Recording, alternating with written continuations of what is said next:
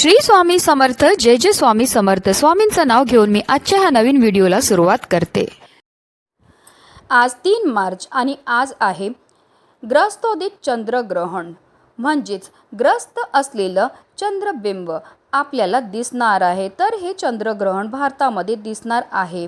तसेच ग्रहण स्पर्श म्हणजे ग्रहण सुरू कधी होईल, ग्रहण संपेल कधी, वेदाचे नियम पाळायचे आहेत का, पाळायचे असतील तर कोणते नियम पाळायचे आहेत, गर्भवती महिला, वृद्ध किंवा लहान मुलं यांनी कोणते नियम पाळावे, काळजी कशी घ्यावी, ग्रहण काळामध्ये कोणते स्तोत्र मंत्र पठण करावे, सेवा कराव्या, अशा प्रकारच्या सर्व माहिती, तसेच या दिवशी आपल्याला कोणत्या गोष्टी करायच्यात, कोणत्या गोष्टी चुकूनही करायच्या नाहीत त्याबद्दल सविस्तर आणि महत्त्वाची अशी माहिती मी तुम्हाला या व्हिडिओमध्ये देणार आहे. तर व्हिडिओ पूर्ण पहा आणि जर तुम्ही माझ्या चॅनलवर नवीन असतील तर चॅनलला सबस्क्राईब करा आणि शेजारी बेल आयकॉनसुद्धा प्रेस करा, जेणेकरून तुम्हाला माझ्या नवनवीन व्हिडिओचं नोटिफिकेशन हे मिळत राहील आणि तुम्ही एक पण व्हिडिओ मिस करणार नाही.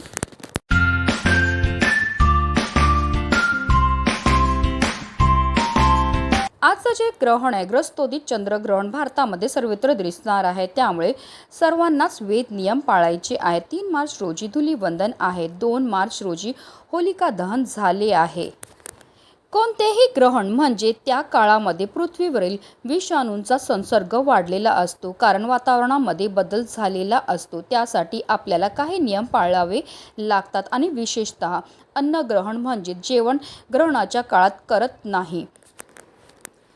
आता हे ग्रहण आपल्याला कुठे कुठे पाहायला मिळणार आहे, तर भारतासह ऑस्ट्रेलिया, न्यूझीलंड, कॅनडा, संपूर्ण अमेरिकेत, जापान, पूर्व आशिया, रशिया, मध्य आणि पूर्व प्रदेश इत्यादी ठिकाणी हे ग्रहण दिसणार आहे.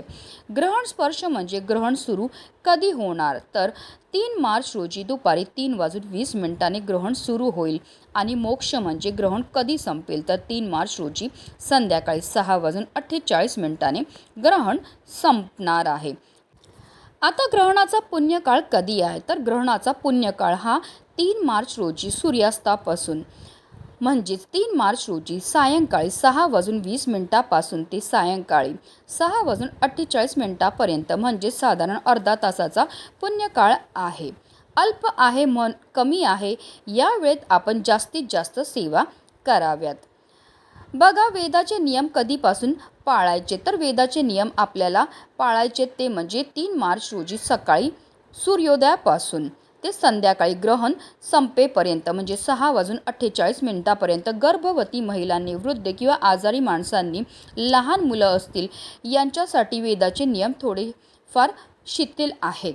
त्यांच्यासाठी सकाळपासून म्हणजे सूर्योदयापासून नियम पाळायची गरज नाही. सकाळी 11 वाजल्यापासून ते संध्याकाळी 6:48 ग्रहण संपेपर्यंत नियम हे पाळायचे आहेत. वेद काळामध्ये काय करायचे ते आपण आता सर्वप्रथम जाणून घेऊया. तर आपण वेद काळामध्ये पाणी पिऊ शकतात. मलमूत्र उत्सर्जन म्हणजेच लघु विधी आणि शरीर धर्म असतो. आपण जाऊ शकतात, झोपू शकतात. ज्यांना ज्यात शक्य होतील त्यांनी त्या काळात जेवण करू नये. गर्भवती महिलांच्या बाबतीत आपण सकाळी 11 वाजेपासून संध्याकाळी साधारण 6:45 वाजेपर्यंत नियम पाळायचे आहेत. मग आपण काय करावे, सकाळी 11 वाजेपासून जेवण करून घ्या आणि नंतर या वेदांच्या काळात म्हणजेच 11 वाजेपासून संध्याकाळी 6:45 वाजेपर्यंत जेवढं जमेल तेवढं आपल्याला उपवास हा करायचा आहे. आणि ज्यांना अगदीच शक्य नसेल, डिहायड्रेशन होत असेल, अशक्तपणा असेल, आजारी असतील, गर्भवती स्त्रिया असतील, वृद्ध माणसं असतील, आजारी माणसं असतील, त्यांनी कुठलेही नियम पाळायची गरज नाही. आपल्या गोळ्या, औषधे हे आपल्याला आवर्जून वेळेवर घ्यायचं आहे. मनामध्ये कोणत्याही प्रकारची शंका, भीती न ठेवता जेवढं शक्य होईल तेवढं ग्रहणाचे नियम आपल्याला पाळायचे आहेत. ग्रहण काळामध्ये जप करावा, देवपूजा आपण करू शकत नाही. ज्यांना जमत असेल त्यांनी ग्रहण संपल्यानंतर देखील सायंकाळी 6:45 वाजल्यानंतर स्नान करावी. ज्यांना नियम पाळणं अगदीच अशक्य असेल त्यांनी ग्रहणाचा जो पुण्य काळ आहे म्हणजेच फक्त अर्धा तास 3 मार्च रोजी संध्याकाळी 6:20 ते सायंकाळी 6:48 हा 30 मिनिटाचा जो काळ आहे, या दरम्यान आपल्याला शक्य होईल तेवढे नियम पाळायचे आहेत. यामध्ये आपल्याला काही खाऊ नका, देवपूजा, जप तर्पण, दान यापैकी जे जे शक्य असेल आपण ग्रहणाच्या काळात करावं. आपल्याला गुरु मंत्र एखादा दिला असेल त्या मंत्राचा आपण पठण करू शकतात किंवा कुठलाही मंत्र नसेल तर श्री स्वामी समर्थ किंवा लक्ष्मी मंत्र, विष्णू मंत्र, पुरुष सूक्त, श्री सूक्त याचं आपल्याला पठण हे करायचं. ग्रहण काळामध्ये आध्यात्मिक सेवा अत्यंत प्रभावी मानल्या जातात. मंत्र उजळून निघतात, त्यामुळे ज्यांना ज्या शक्य होईल या ग्रहण काळात सुवर्ण संधी समजून उपयोग करा. जास्तीत जास्त आध्यात्मिक सेवा करा, ज्यामुळे आपल्याला सकारात्मक ऊर्जा प्राप्त होईल, आपलं मन पॉझिटिव्ह होईल. तसेच ग्रहण काळात ईश्वराचं नामस्मरण करा, शुद्ध भावना ठेवा. शक्यतो गर्भवती महिलांनी ग्रहणाच्या काळात बाहेर फिरू नये, खाऊ नये, कापू नये. तर या चुका आपल्याला टाळायच्या आहेत.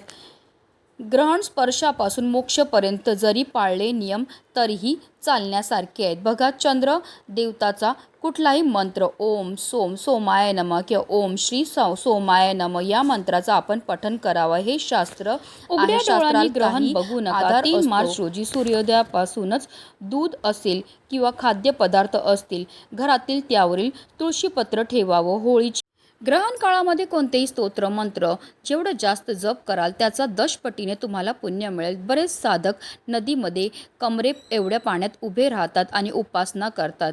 जर तुम्हाला मंत्र म्हणणं शक्य नसेल तर यूट्यूबला लावून द्या, तुम्ही श्रवण केलं तरीही चालणार आहे. त्यामुळे वास्तूमध्ये देखील त्या आवाजांचं ग्रहण होते. ग्रहणाच्या काळात नवीन अन्न शिजवणे, खाणे पिणे किंवा घराबाहेर जास्त वेळ राहणे टाळावे. काही लोक ग्रहणात पूजा, जप किंवा मंत्रोच्चार करतात, कारण हा वेळ आध्यात्मिक साधनेसाठी अनुकूल मानला जातो.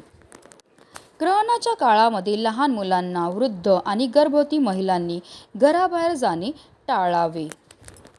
तसेच ग्रहणाच्या वेळी ताणतणाव टाळावा. घरामध्ये भांडणं होणार नाही याची आपल्याला आवर्जून काळजीही घ्यायची आहे. सकारात्मक विचार करणे मानसिक आरोग्यासाठी फलदायी ठरते. या काळामध्ये दान धर्म करणे, गरजूंना मदत करणे किंवा आध्यात्मिक ग्रंथांचा अभ्यास करणे हा वेळ उपयोगी ठरतो. त्याचबरोबर ग्रहणाच्या वेळेस आवर्जून ब्रह्मचर्याचं पालन हे करायचं आहे.